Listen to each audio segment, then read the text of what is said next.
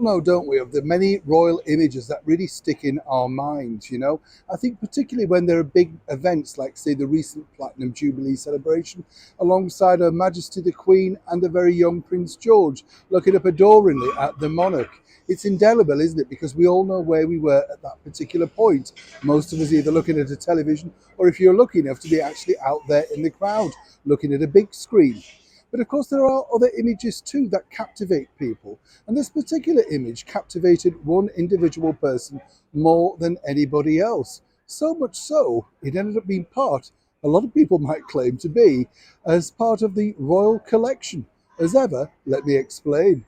Hi, good morning. Nice to see you. I hope you're keeping well. Where we are today is a beautiful site, and it's the very first site, by the way, of the blue plaque that you're looking at the side of the screens. The very first training area for the blind veterans. What sterling work they did, you know. Isn't it nice, as I often say to you, I know, you know, a lot of people say, oh, get on with the story here, but I like to share the stories with you that I found out about while I'm traveling around the United Kingdom. You know, you find history literally on your doorstep.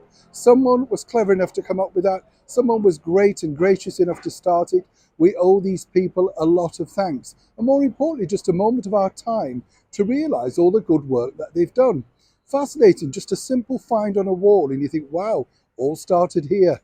Anyway, back as ever to your breaking roll story of the day. Think about rockers, you know, you think of nobody bigger, do you, than really the Rolling Stones. Still going strong today. I've met all of the Rolling Stones.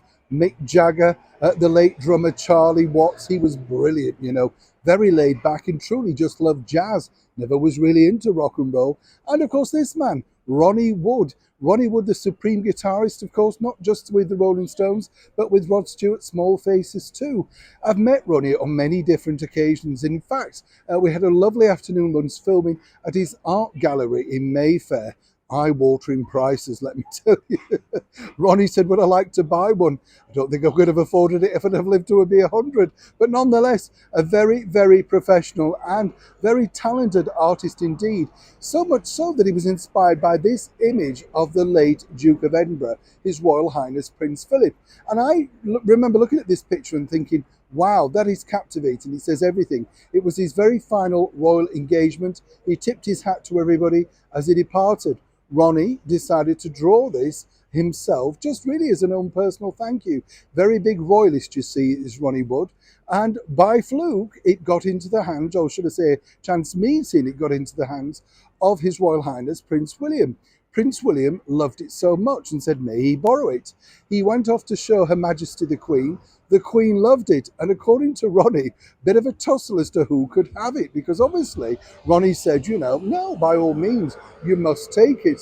When they re-met, Prince William told Ronnie Wood that, look, you know, he's let the Queen have a look, but he's certainly not having it. He's the one that's keeping it. And apparently, Prince William looks at this particular picture every single day for inspiration. And isn't it nice to know these things? Because as I say, Ronnie wasn't pushing it himself. He wasn't out there trying to sell it. It was just something that he did. You know, he's just very talented. I watched him draw things while we were interviewing. Just one of those gifts, you know, that people have, as well as being an incredible guitarist nonetheless. But as I say, it's nice to know that even if you are a rock star, somebody can inspire you like that. And as I say, it's an image, isn't it, that we all saw, all admired, but more importantly, is indelible. And isn't it nice to think that a superstar rocker like Ronnie Wood was so inspired that this particular drawing found its way all the way into a royal residence and in front of the eyes of our late and beautiful monarch, and retained something of a symbol for our future king today.